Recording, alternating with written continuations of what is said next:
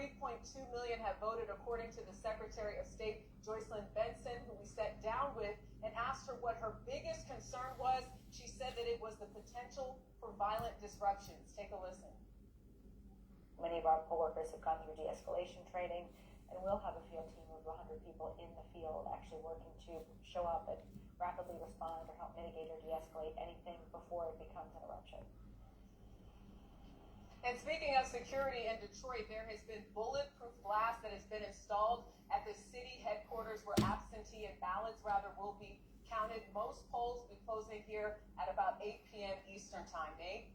All right, Jerika, thank you. In Georgia, 16 electoral votes are up for grabs. That state had record early voting turnout. The race in 2020 was so close, former President Donald Trump ended up facing criminal charges after allegedly trying to pressure officials to change the outcome. Nicole Killian is in Atlanta. Nicole, good morning.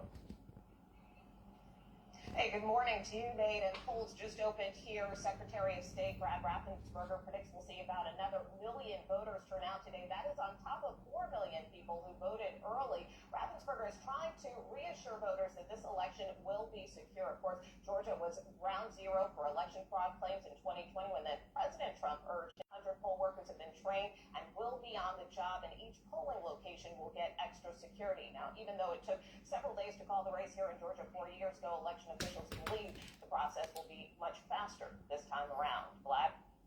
All right, Nicole, thank you very much. With us now to break it all down is our chief Washington correspondent, Major Garrett. Major, good morning. Good morning, everyone. Good morning. Happy Election Day. Happy Election Day, Major. The candidates, they've made their final pitches. Polling sites are open. It is now in the hands of the voters. What are you going to be watching for tonight? So there's a tremendous and important disconnect between the way the two campaigns look at today. The Trump campaign battleground states to have high day of turnout. If that is true, that will augur well for Harris. If not, it's going to be a Trump night. So let me ask you this. One of the things that the Democrats need to do tonight is to get those voters out to turn out.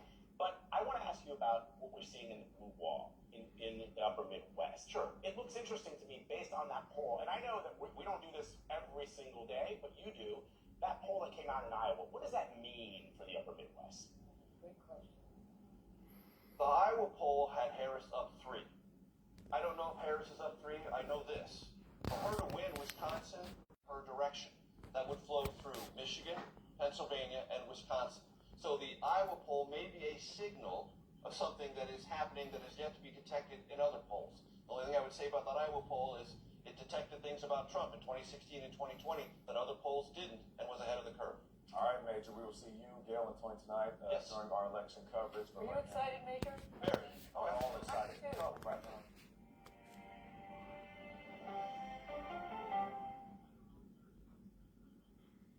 You know, there's millions of people without the health insurance they need. You deserve something better and better. Plans as low as $0 out-of-pocket premiums.